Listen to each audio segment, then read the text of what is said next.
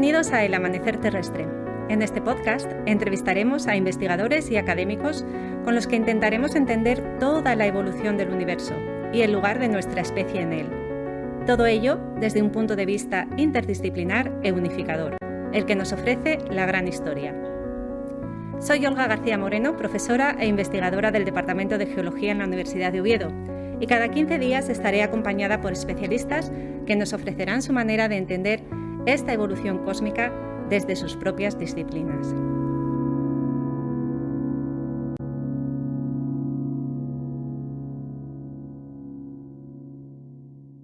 El sueño del tiempo. Carlos López Otín, capítulo 8. El origen del envejecimiento. El tiempo cósmico alumbra y apaga estrellas y soles, dispersa y devora galaxias y constelaciones, engendra y destruye planetas y lunas. El tiempo geológico junta y separa continentes, llena y vacía océanos, levanta y erosiona cordilleras, congela y derrite hemisferios, excava y rellena valles, enciende y apaga volcanes.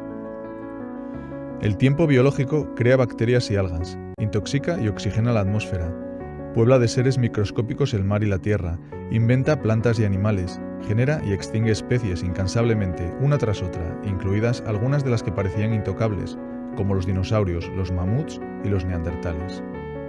El tiempo cultural transforma a los cazadores-recolectores en agricultores, sustituye las cuevas por casas de adobe, hace crecer pueblos y ciudades, inventa la irrigación y la escritura, ritos y religiones, lenguajes y sonidos, genera y aniquila civilizaciones que nacen con esperanza y mueren en catástrofes naturales o en guerras insoportables, dejando tras de sí muchas huellas, templos en ruinas, fragmentos de cerámica, fíbulas de bronce, esqueletos y huesos, inscripciones lapidarias, rollos de papiro, mitos, supersticiones, leyendas, versos y algunas obras de arte.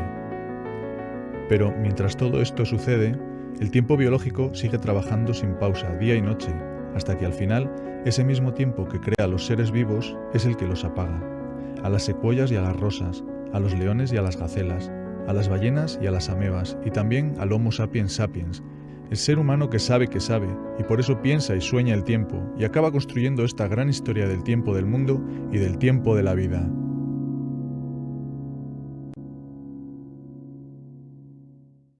Me siento ante un folio en blanco tras procrastinar todo lo posible antes de escribir esta presentación, porque no me veo capaz de encontrar palabras para introducir a la persona que nos acompaña hoy. Sinceramente, para mí, un referente científico, pero mucho más que eso y sus méritos académicos y literarios, es una persona excepcional, con una calidad humana indiscutible.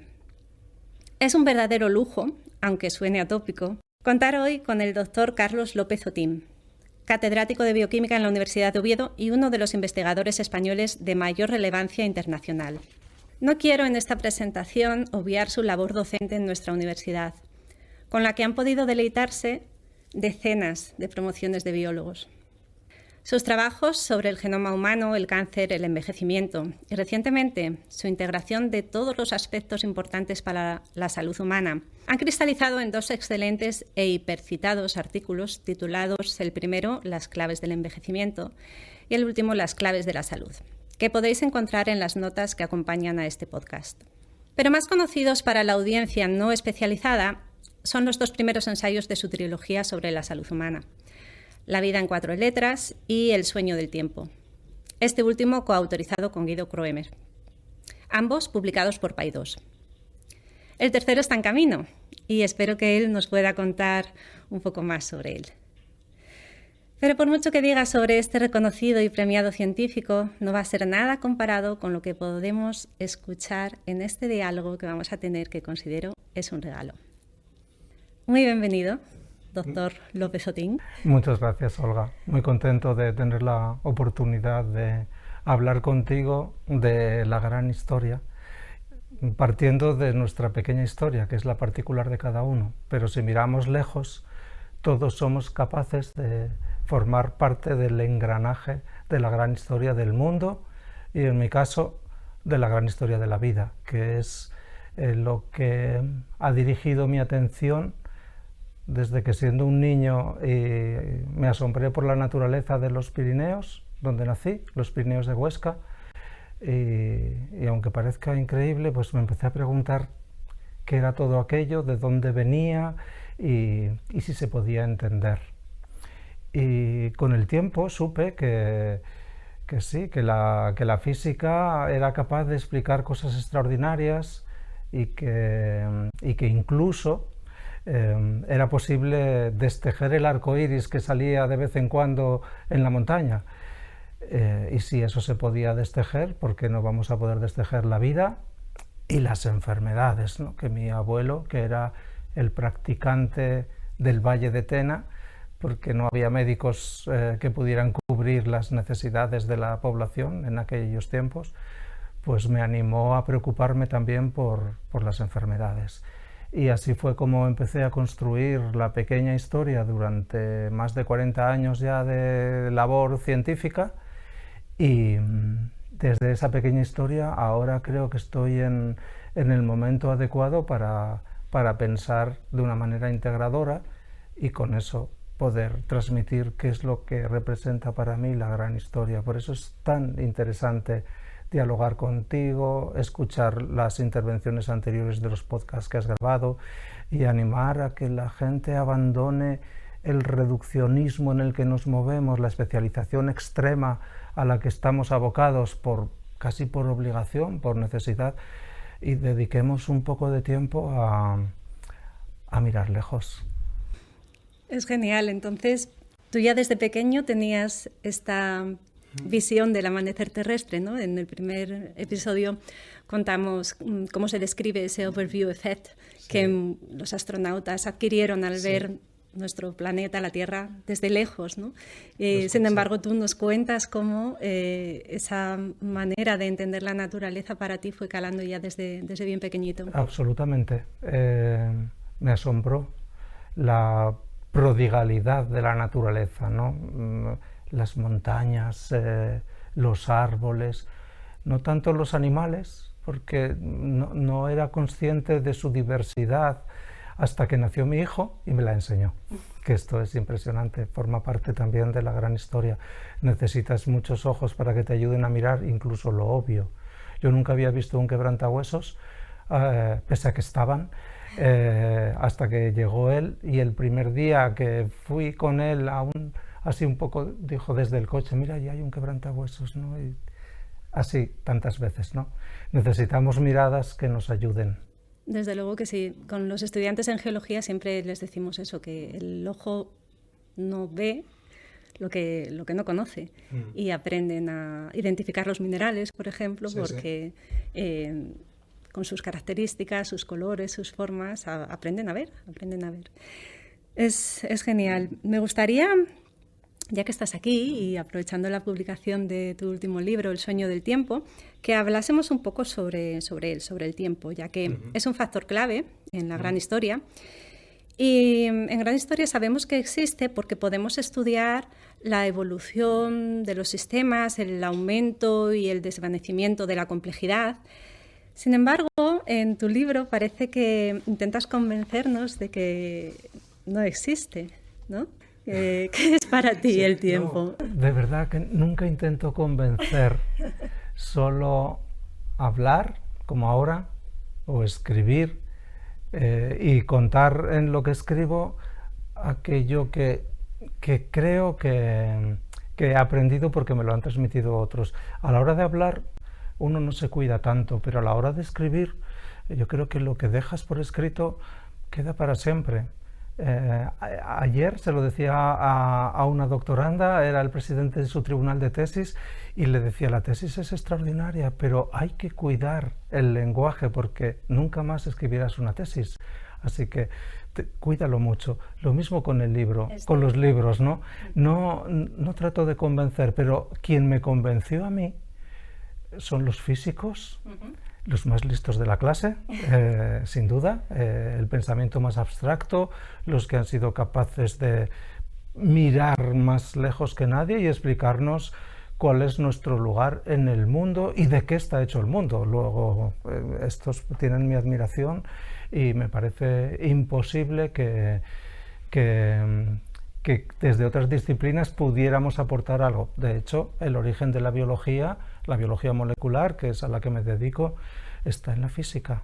en la física, y las primeras contribuciones fueron desde la física, y Francis Crick era físico y se dedicaba a fabricar minas antisubmarino durante la Segunda Guerra Mundial, y de allí pasó directamente al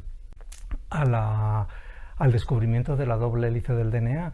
Así que es un ejemplo extraordinario. Schrödinger pasó de explicarnos el universo cuántico, por lo menos las primeras ideas, a escribir qué es la vida y preguntarse si la vida sigue las mismas leyes físicas y químicas que el resto de la materia, ¿no? Grandes preguntas que tuvieron que hacerlas desde otras disciplinas para entender el mundo y la vida, ¿no? Ellos fueron grandes pioneros de la gran historia, pese a que no lo supieron. Desde luego. No lo supieron. Bueno, entonces, ¿qué es lo que aprendí de la física y de la filosofía también?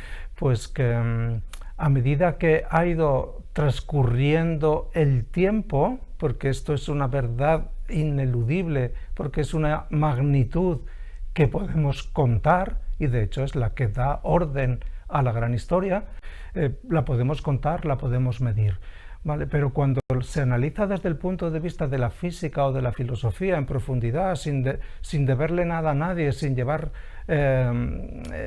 cuentas de nada, pues no queda más remedio que aceptar que a medida que ha transcurrido el avance del conocimiento, el tiempo ha ido perdiendo gran parte de sus atributos, de los que dábamos por hechos desde siempre.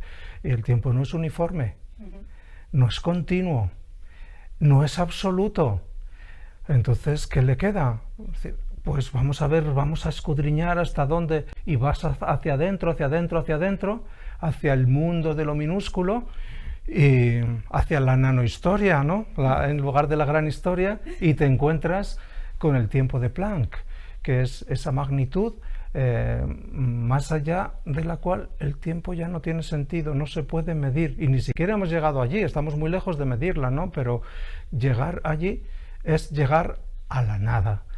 Luego, para la física, el tiempo no es real, físico realmente, sino que es una construcción mental. Y para la filosofía lo mismo.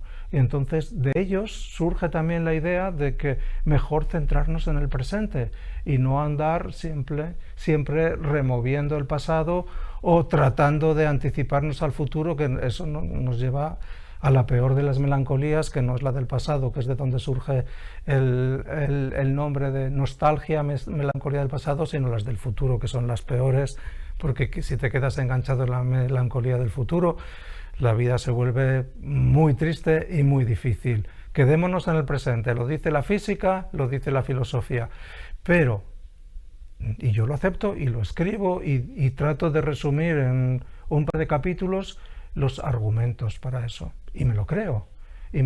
¿Por qué me lo creo? Porque me han enseñado el origen del tiempo, dónde surge y cómo transcurre, para luego decir que sí, pero que es construcción mental necesaria para ordenar la vida. ¿Qué es el tiempo? Nos podíamos preguntar, ¿no? Sí. Es algo que siempre, bueno, pues la filosofía, aquí por ejemplo Gustavo Bueno, tuve la oportunidad de hablar alguna vez con él, y siempre sus primeras preguntas eran las básicas, ¿no? ¿Vamos a hablar del tiempo? Sí. ¿Qué es el tiempo? Vamos a hablar de la felicidad. ¿Qué es la felicidad, no? Defínemela. Y solo con esa pregunta ya uno se queda a veces temblando, ¿no? Porque no sabes muy bien qué decir, ¿no?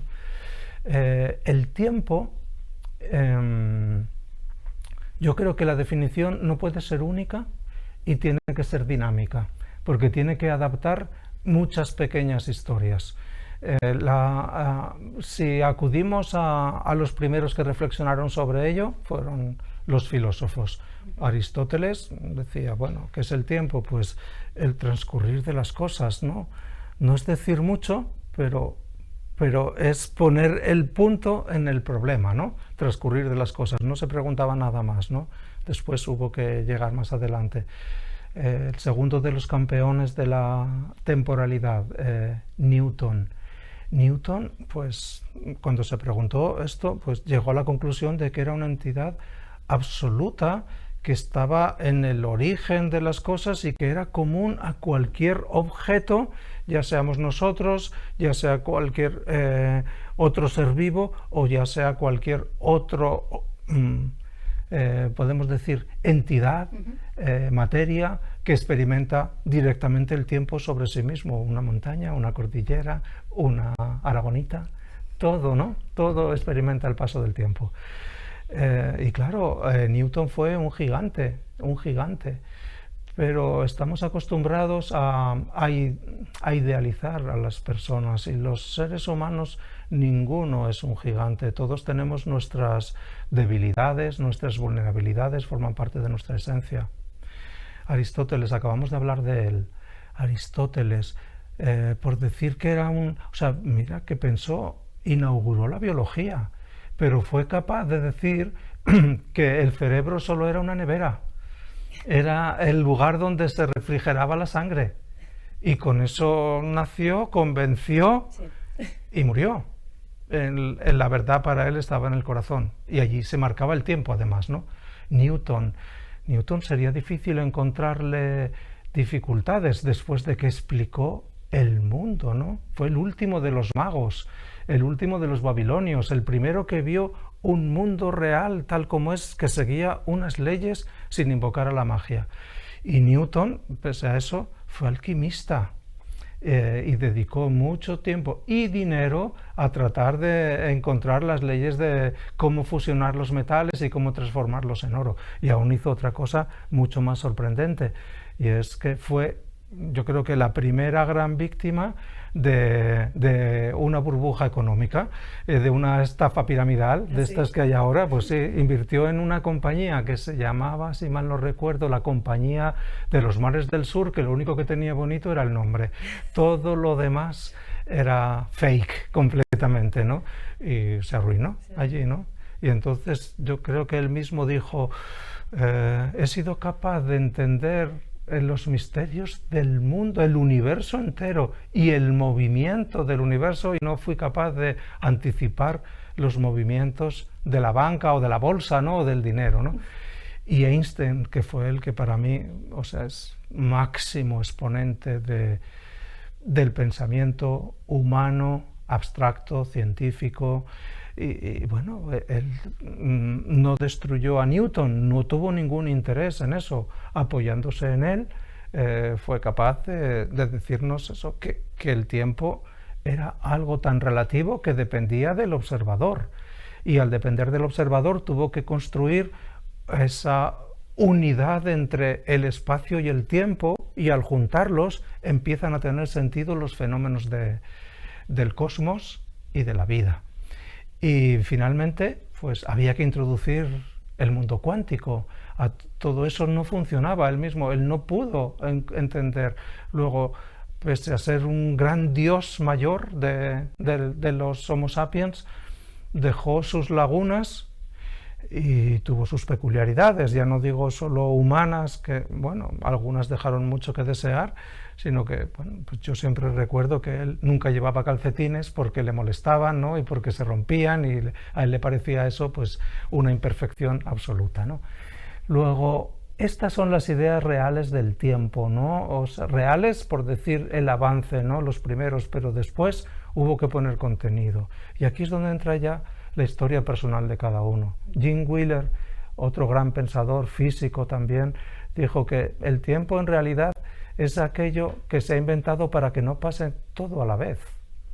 Y esta es una definición que parece de un monologuista, y es una de las... Jim Wheeler fue maestro de muchísimos premios Nobel de física, pero esta forma de decirlo tan natural, ¿no?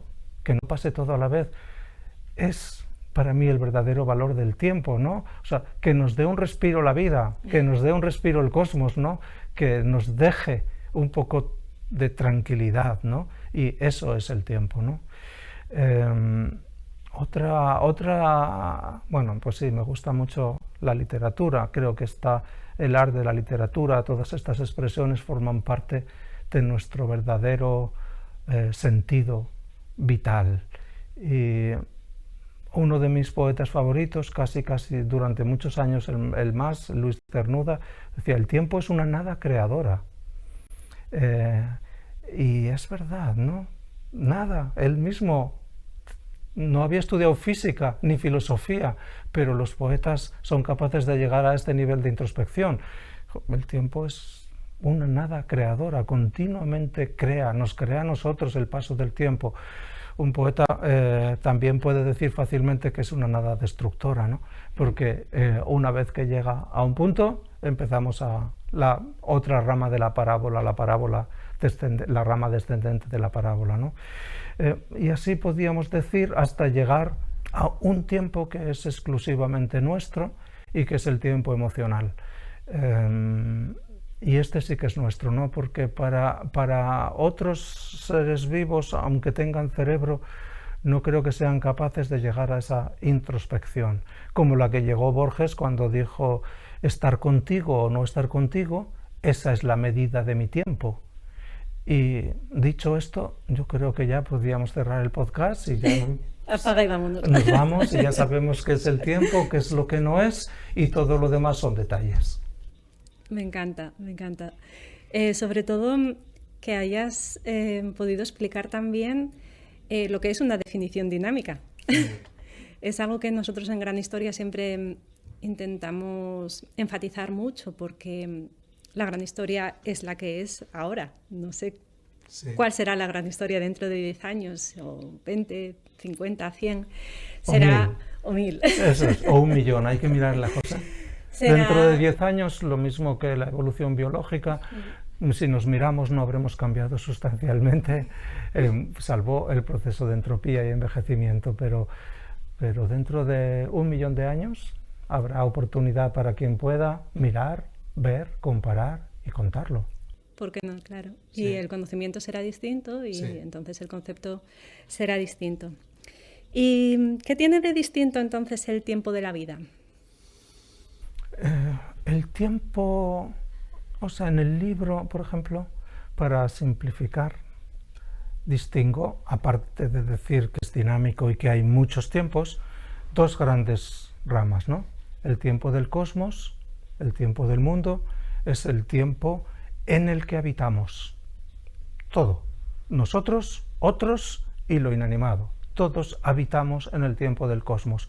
Aunque algunos no lo sepan contar, otros no lo tengan ni siquiera oportunidad, solo sufrirlo o disfrutarlo, y nosotros que vivimos también en el tiempo del cosmos, el tiempo del mundo, y podemos hasta contarlo. Y la segunda gran trayectoria es el tiempo biológico. Y el tiempo biológico, o tiempo de la vida para empezar, ¿no? Pero luego distinguimos, el tiempo es el tiempo que habita en nosotros. Nosotros habitamos en el tiempo del mundo, el tiempo biológico habita en nosotros.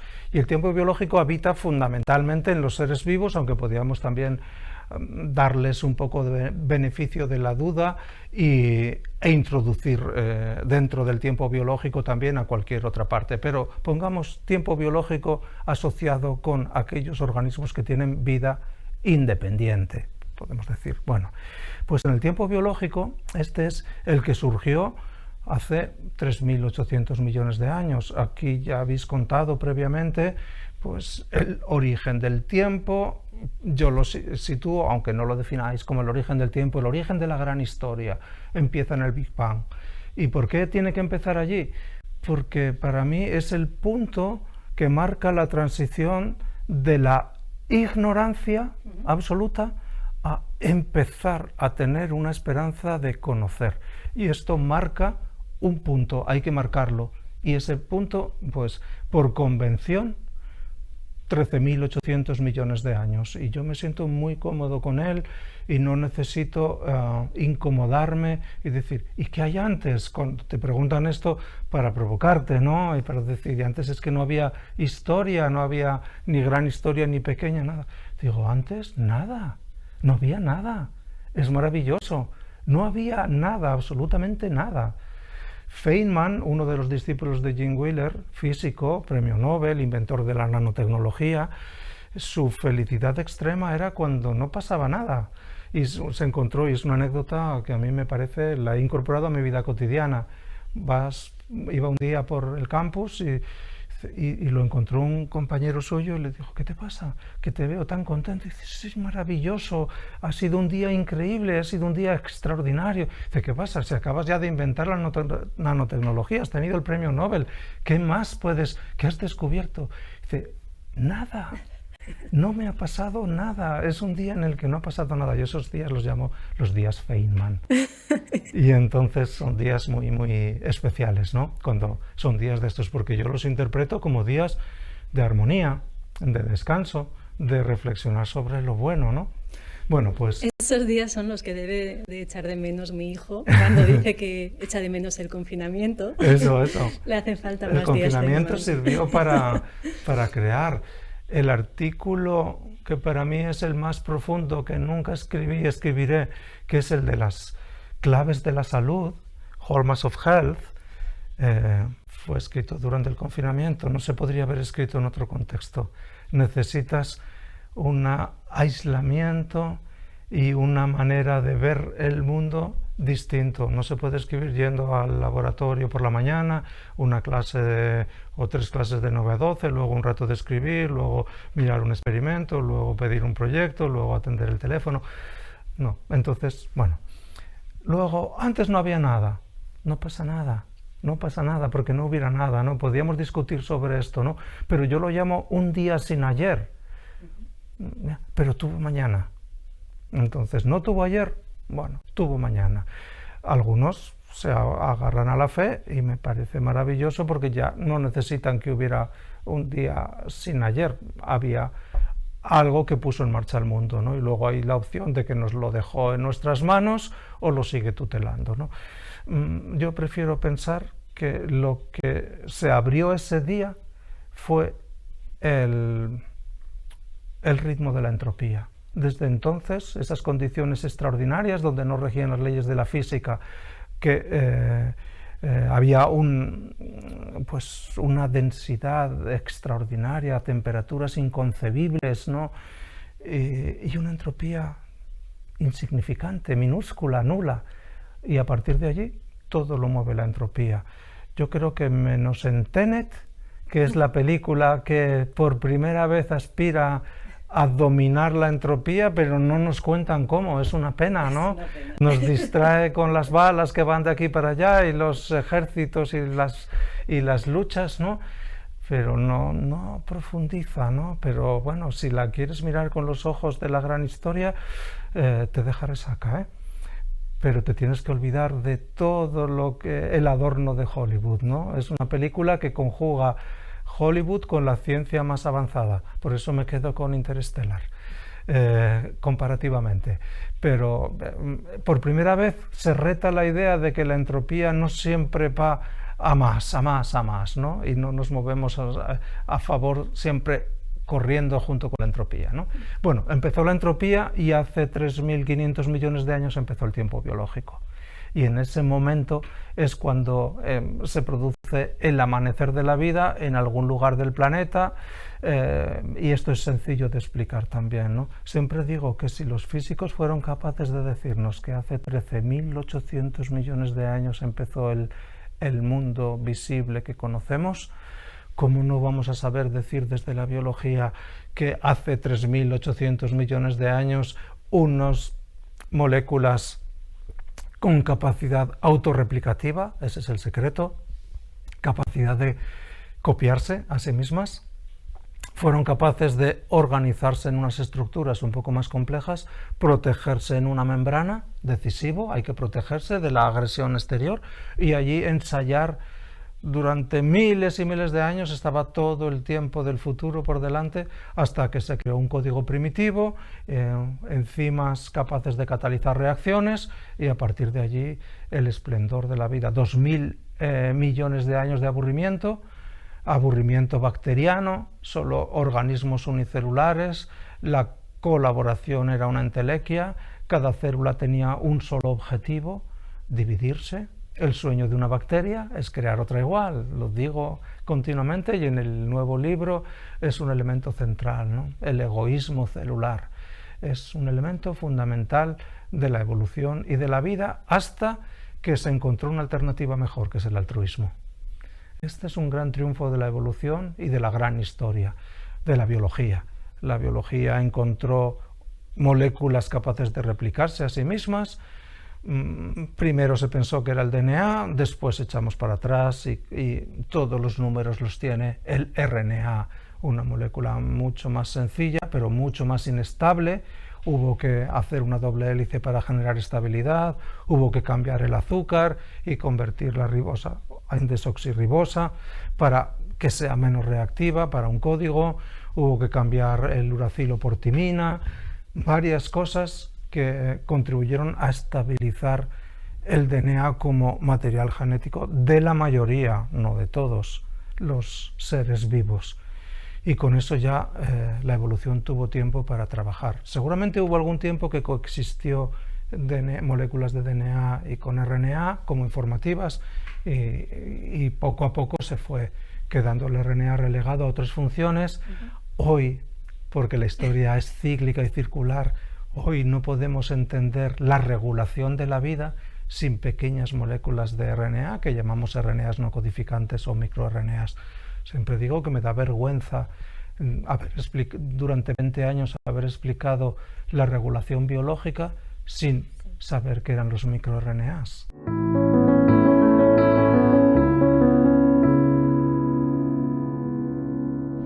Bueno, pues así 2.500 millones de años tal vez, en el que lo único que pasó en el planeta fue organismos unicelulares que se dividían con unos principios sencillos, universales, muy bien concretos, la A con la T y la C con la G. Ahí estaba la clave, ¿no? Moléculas que se capaces de copiarse y a partir de una generar dos y que cada una siga. Mientras haya nutrientes, habrá vida.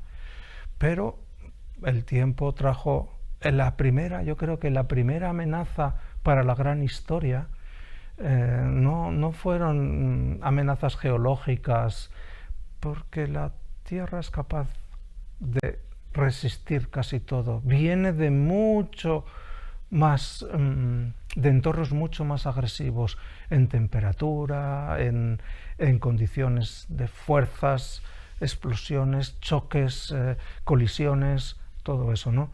Creo que para todo eso el planeta, si se respeta su capacidad de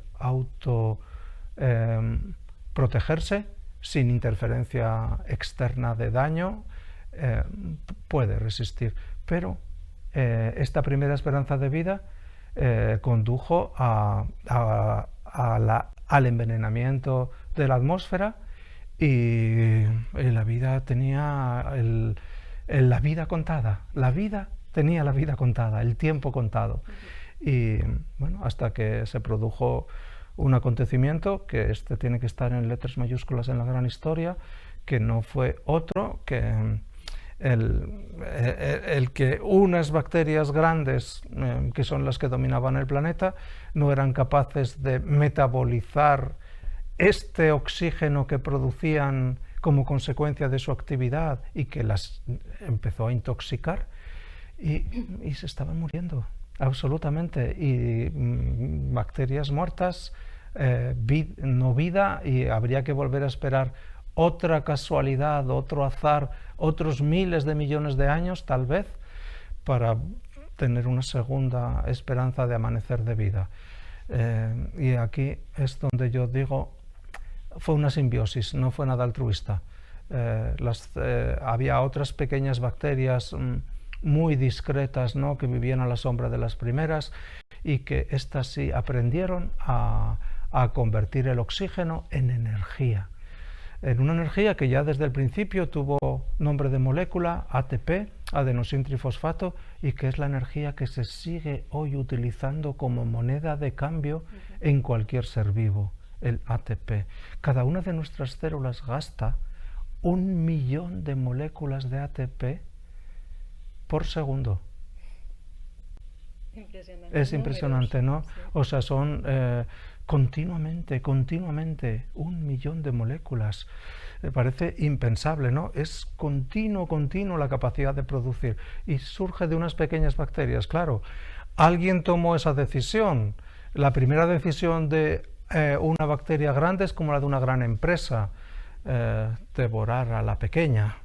El abuso existe en la naturaleza, existe en el planeta, existe en el tiempo cósmico y existe en el tiempo biológico. Ese abuso no condujo a nada. La simbiosis, sí. Y el abuso no condujo, pero una manera de verlo es somos el producto de una mala digestión bacteriana. Una bacteria ingiere una y no la puede digerir, o no la quiere digerir, o no se lo propone, y pues de eso surge dentro de nosotros, dentro de esas células primitivas, unas pocas capaces de producir esta energía. Y esta energía, esta reliquia, para aquellos que no creen lo que no ven, miraros solo a cualquiera de vuestras células en el microscopio más simple. Hay unos órganos que se llaman mitocondrias, las centrales nucleares, donde se está produciendo la energía que os permite abrir los ojos, levantaros cada mañana, pensar, reír y hasta llorar, cualquier cosa.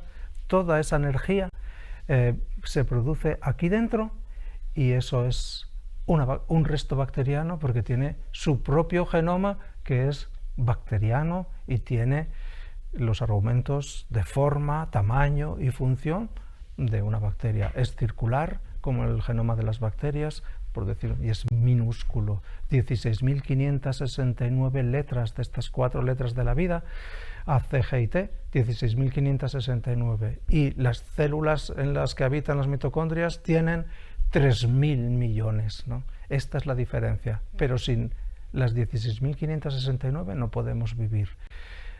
Muchos de los niños que vemos en los parques en sillas de ruedas, que se esfuerzan por vivir pero apenas pueden caminar, tienen distrofias musculares, muchos de ellos tienen problemas en el DNA mitocondrial, problemas oculares. Aquellos tejidos u órganos que gastan mucha energía son los primeros que sufren cuando tenemos alguna mutación en el DNA mitocondrial. Bueno, pues este acontecimiento nos regaló la oportunidad de crear organismos pluricelulares, cuando tenemos de repente energía de sobra, y es como los ricos que les sobra el dinero y quieren hacer algo con él, ¿no? ¿En qué invertirlo? Pues lo invirtieron para bien, porque no lo derrocharon, lo invirtieron sobre todo en crear organismos pluricelulares. Y allí otro instante maravilloso de la gran historia biológica. Y mientras en el planeta ya la situación estaba más o menos equilibrada, o por lo menos entraba ya en homeostasis y sabía cómo reaccionar al mundo cambiante, estamos ya hace 1.000 millones de años, las eras se van sucediendo, que es lo normal y como debe ser, mientras no haya intervención exterior, podemos decir nuestra o de otros. Las cosas fluyen de manera natural y nosotros seguimos fluyendo hace 1.000 millones de años, seguramente en varios sitios al mismo tiempo, en varios continentes. Empezaron a surgir organismos pluricelulares y aquí la explosión fue ya inenarrable, porque en poco tiempo asistimos a la explosión de la vida en múltiples formas, absolutamente diversa. Esta es otra de las magias de la gran historia de la vida, la diversidad. ¿Y cómo se consiguió? Pues gracias a la imperfección. Si estos organismos pluricelulares hubieran adquirido la perfección biológica, hubieran seguido siendo bacterias juntas, apretadas, capaces de generar energía, pero simples bacterias sin capacidad de hacer muchas más cosas. Y una vez que lograron tomar decisiones. ¿En qué emplear este exceso de energía una vez que ya estamos formando organismos pluricelulares? En diferenciarse. En todas las células iguales. Con esto lo único que hacemos es dividirnos. Vamos a ver si especializamos las células en distintas tareas. Ahora que tenemos muchas, podemos usar unas para cada cosa. Tenían que aprender. ¿Cómo aprender cada célula a hacer otras cosas? Diferenciándose. Pero si todas tienen el material genético, el mismo material genético, el de ese organismo pluricelular, sea el que sea, bueno, pues aquí entra un problema de la gran historia que está sin resolver. Sabemos algunos de los detalles, y es el de la regulación biológica. ¿Cómo se regula todo esto? ¿Cómo se coordina? ¿Cómo a partir de una célula se consiguen 200 tipos celulares y conseguimos organizar 50 billones con B de células que habitan en nuestro cuerpo o en el de otros organismos que no parecen tan complejos como nosotros, como una cebolla, pero tiene un genoma 8 veces más grande que nosotros, ¿no? O una rosa que no tiene otra obligación que la de ser hermosa y bueno, pues tiene un genoma realmente complicado, ¿no? Con muchas rondas de poliploidía, duplicaciones enteras del genoma, como muchos otros vegetales, ¿no? Luego, la complejidad no está en el genoma, ni en el tamaño del genoma, sino en cómo se regula la información. Y esta es una pregunta clave, y la palabra mágica en mis cursos de biología es regulación, y se resuelve el último día, en el que se integra todas las veces que ha aparecido regulación a lo largo del curso. Y lo que marca es lo que no sabemos, que es muchísimo, y lo que vamos sabiendo, porque ya no hay los mismos ingredientes en esta clase del mes pasado o de hace 5 años. Y sin embargo, los ingredientes de la vida son los mismos. Los procesos, replicación, transcripción, traducción, son los mismos. Luego nos faltan algunas piezas para entender la gran historia de la vida, y ahora es el momento, porque las aproximaciones reduccionistas nos han llevado del todo a las partes constituyentes. Hoy, mientras estamos hablando, estamos descifrando unos cuantos genomas humanos. Un genoma se puede descifrar en una noche, un genoma 3.000 millones de letras. El primer genoma humano descifrado digo tardamos porque nuestro laboratorio contribuyó a su anotación, 10, 15 años. 3.000 millones de dólares, menos de $1.000. Hoy esta es la evolución, ¿no? Y esto lo digo porque me gustaría, si luego tenemos tiempo, decir que la evolución biológica forma parte de la gran historia de la vida, ¿no? La evolución cósmica forma parte de la gran historia con mayúsculas, la que es capaz de abarcar todo. Pero la evolución cultural, muy reciente, 100.000 años, no más, 200.000 si me apuras muchísimo y queremos incorporar más elementos, pero con 100.000 me arreglo. 100.000 años, evolución cultural pasa a ser una evolución horizontal en lugar de vertical, el avance es vertiginoso, la evolución biológica se queda atrás, no porque no exista, no porque ahora vaya más lenta porque otras van más rápida, no, son planos diferentes, pero no puede competir en velocidad con la evolución cultural y la evolución tecnológica. Entender la gran historia para mí es entender la evolución biológica, se está en ello, faltan detalles, algunos como los de la regulación decisivos, pero hoy somos capaces de hacer más cosas de las que están permitidas. Ya ha superado la evolución biológica impulsada por la cultura y por la tecnología al a la ética, con lo cual hay que engarzar, hay que insertar la evolución cultural y la evolución tecnológica con la evolución biológica, y todo ello ponerlo en el gran recipiente, en la gran caja de la historia del universo o del multiverso. Y esta es mi visión, ¿no? Y ahora podríamos discutir, ¿tiempo biológico es uno solo o hay más? Claro. ¿Vale? Porque, bueno, o sea, tenemos, digamos, el esquema global. Pues vamos entonces a hablar de cuántos tiempos biológicos puede haber, cuántos tiempos vitales, ¿no? Bueno, pues podía recordar a Borges, que decía, menos el hombre, todas las criaturas son inmortales porque desconocen la muerte. Somos los únicos mortales.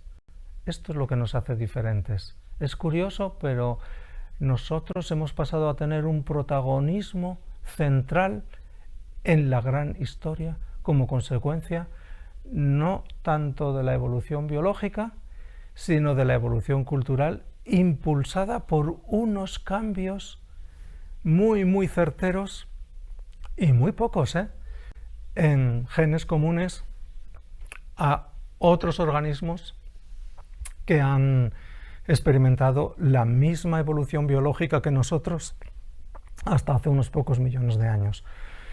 Un ancestro común con los bonobos se remonta solo a 5 millones de años. Es la nada en vuestra escala del tiempo. No existe el tiempo, pero como lo podemos contar, 5 millones de años teníamos un ancestro común con los bonobos, 7 o 6 con los chimpancés, un poco más con los gorilas, los orangutanes. Nada, nada absolutamente. Y si nos vamos a otros que nos parecen distantes, como los ratones o las ratas o cualquier mamífero, muy cercanos, ¿no? Todos ellos han sufrido la misma evolución biológica que nosotros. Hemos tenido alguna mutación muy certera. Si tuviera que seleccionar unas pocas, o sea, me podría defender y decir, bueno, pues hay dos vías que son muy rápidamente dinámicas, y ese dinamismo se emplea para mejorar la reproducción o para mejorar la defensa. Los genes que tienen evolución más rápida son los genes de respuesta inmune y genes de reproducción, ¿no? Y es, bueno, pues una manera muy clara de hacer dos estrategias de supervivencia. Reproducirme o no reproducirme, esa es la cuestión. Mantenerme o no mantenerme, esa es la cuestión. Repararme o no repararme, esa es la cuestión. Y llega un momento que hay que decidir, reproducirme o mantenerme, esa es la cuestión, ¿no? Y algunos organismos como nosotros, apoyados en la evolución cultural, que nos permite repararnos, mantenernos mejor, defendernos, escogemos esta segunda parte de la ecuación, ¿no? Otros no. ¿Qué es lo que nos ha diferenciado para que nuestro tiempo se mida de manera diferente? Pues, por ejemplo, variantes que permiten la construcción de un lenguaje articulado. No hay un gen que nos permita hablar. Esto ha sido una exageración absoluta de la biología, ¿no? O de la transición de la biología hacia los medios, ¿no? Y bueno, pues no lo critico, al revés, a veces yo mismo lo tengo que decir. Un gen, siempre digo, no el gen del lenguaje, sino un gen que facilita el lenguaje articulado. Hay un factor de regulación, de estos de regulación biológica, de estos que están en lo alto de la pirámide y que van mandando mensajes a otros genes, dictándoles las instrucciones que deben hacer para que hablen cuando deban.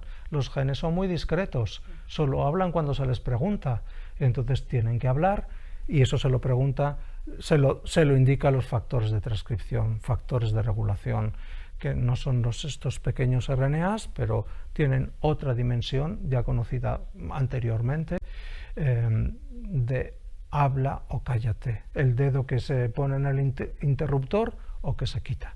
Bueno, pues estos factores de regulación, estos sistemas de regulación, uno de ellos se llama FOXP2 y es un gen que facilita una serie de actividades neurológicas, o sea, es un gen de desarrollo neurológico y, por tanto, forma parte de la anatomía del cuello para arriba. Y en el cuello para arriba no solamente está la máquina de pensar, sino que también está la máquina de hablar, las cuerdas vocales y todo eso, ¿no? Entonces este gen, un gen que participa en el desarrollo de estructuras, pues participa en el desarrollo del sistema orofaríngeo y algo también en el sistema nervioso, el sistema neural, el sistema nervioso central. Bueno, pues la especie humana tiene dos variantes en este gen que son comunes a todos los humanos y se asociaron con el habla porque había una familia en Escocia, en Inglaterra, la familia KE, por las iniciales, que no eran retrasados, no tenían un problema intelectual, pero sí tenían problemas en establecer reglas gramaticales, la subordinación, la sufijación. No entendían el lenguaje y cuando se analizó qué es lo que les pasaba, pues encontraron estas dos, una mutación en este gen FOXP2. Bueno, este gen será importante y así es como estudiando el gen normal se vio que había dos variantes respecto a todos, absolutamente todos los mamíferos que existen. Y después otros animales que también tienen este gen, ¿no? Incluso, y esto se ha visto aquí con material de la Cueva del Sidrón, Carles Lalueza, Marco de la Rasilla, todo el equipo de la Cueva del Sidrón, con las muestras se vio que ya los neandertales tenían estas dos variantes, con lo cual ellos tenían la capacidad de hablar. Solo con este gen no, claramente no, es mucho más lo que hay detrás, ¿no? Pero bueno, de hecho, uno puede pensar, y esto me lo ha preguntado algún alumno alguna vez, ¿no? Entonces, ya que se pueden hacer ratones transgénicos, ¿por qué no le ponemos estas dos variantes a los ratones? ¿Hablarán, no? Es una pregunta muy buena. Son capaces de emitir vocalizaciones que pueden ser distintas, ¿no? Bueno, hay genes. Otro gen muy importante es un gen que se llama el gen de la microcefalina, que son genes cuyas mutaciones causan tamaño pequeño, pero que en un buen funcionamiento son genes que participan en el desarrollo del cerebro y pueden ayudar a que en un poco tiempo triplicamos nuestro volumen craneal, luego cerebral. Luego tenemos una serie de mutaciones, pocas pero muy certeras, que nos han ayudado a que nuestra interacción con el mundo y con el tiempo del mundo cósmico y con el tiempo del mundo biológico sea diferente. Nosotros desciframos genomas, ningún otro lo hace. Y desciframos los nuestros y los suyos y aplicamos el conocimiento a entender nuestras claves de vida y nuestras claves de enfermedades.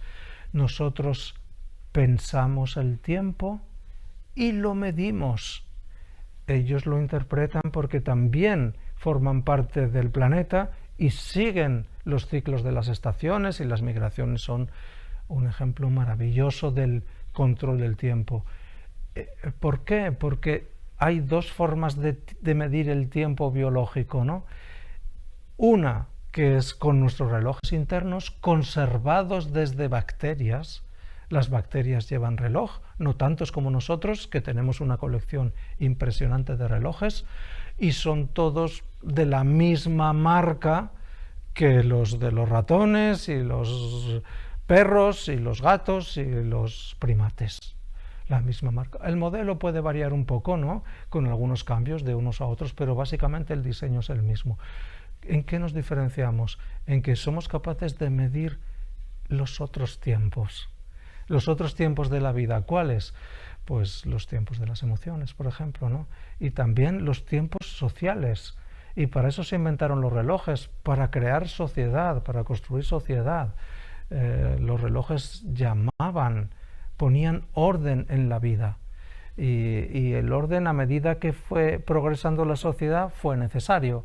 Esto ahora quizás es tanto orden que nos hemos dejado dominar por el orden y por el tiempo. Y es un orden ficticio porque es un orden que al final es incompatible con el desorden del tiempo cósmico, el desorden del tiempo de la gran historia, y la entropía crece. Nosotros seguimos, no tanto, porque seguimos bien, seguimos adelante, pero llega un momento que ya no la podemos compensar, ¿no?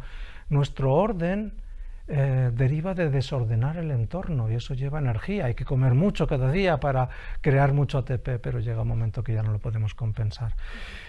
Esta es la diferencia entre los tiempos biológicos. En eso nos diferenciamos nosotros. Todos formamos parte de la gran historia.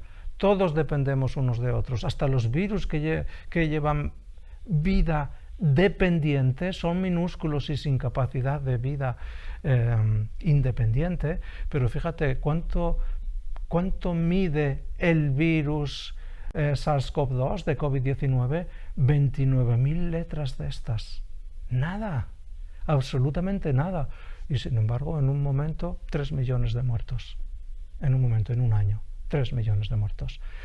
Luego, este es el equilibrio que buscamos. Buscamos dos cosas. El equilibrio entre los tiempos, tiempo cósmico, nosotros como parte del tiempo biológico, y todo el tiempo cultural, tecnológico y emocional que nosotros hemos creado y del que somos los únicos que lo utilizamos, lo concretamos. Así que este es mi resumen, ¿no? El cerebro que tenemos piensa la vida y sueña el tiempo. Esa es mi conclusión después de tantos años.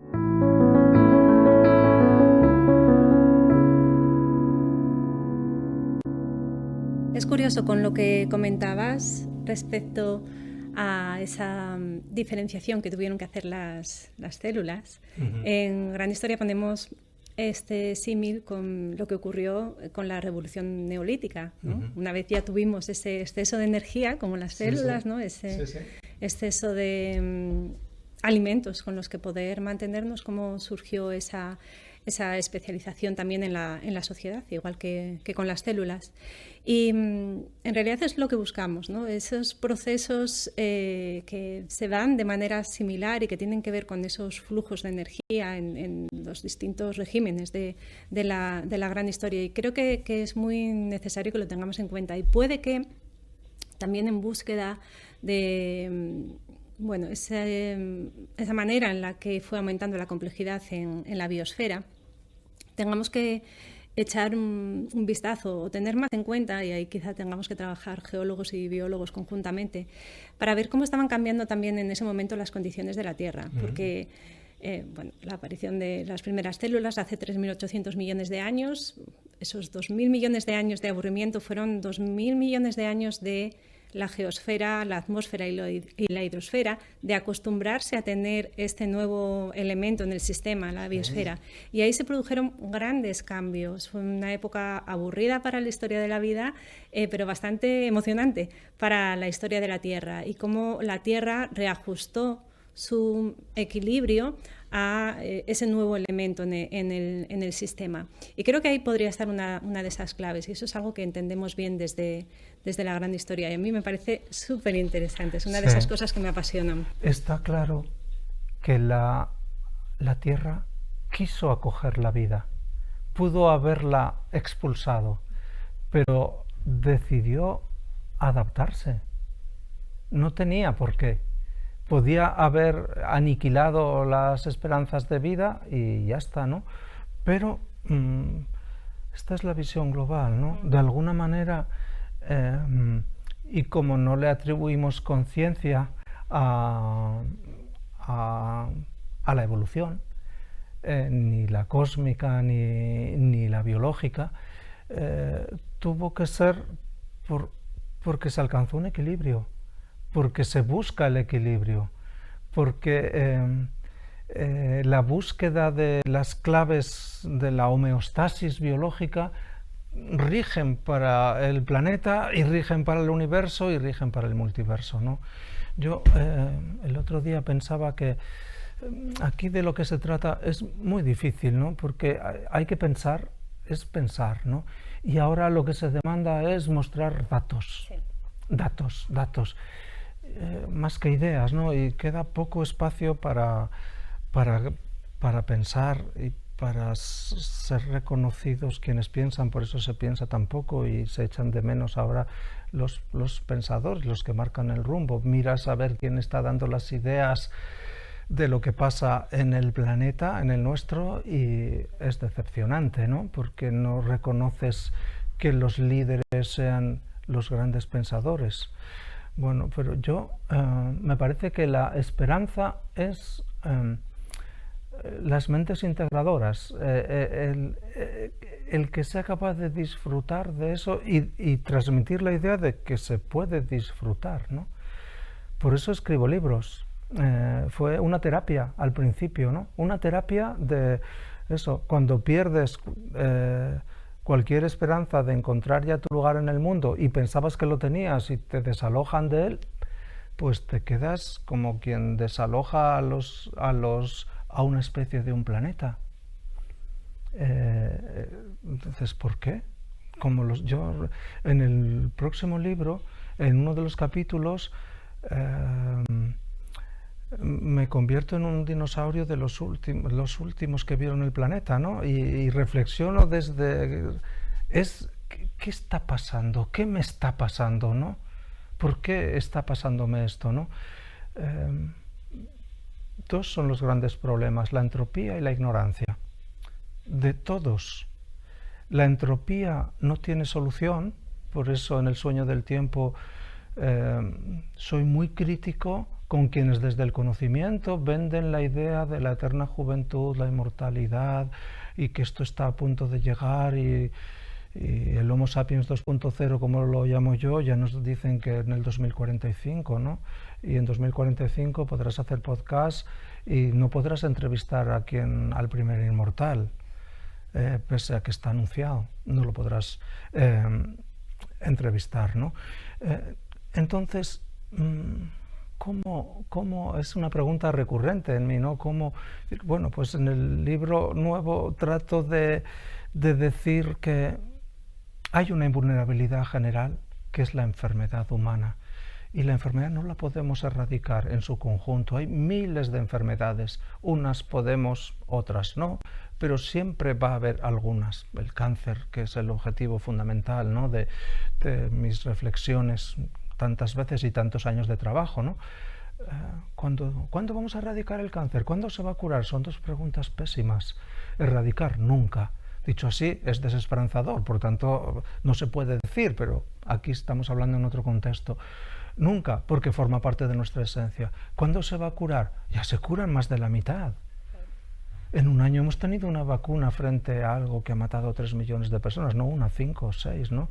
Y caemos en la, yo diría, soberbia absoluta de no reconocerlo y, como en 1955, salir a la calle a aplaudir de verdad a los bares, a beber botellas de sidra o champán en París, lo que haga falta, ¿no? Para celebrar un triunfo sobre la ignorancia, que es la segunda de las grandes limitaciones, ¿no?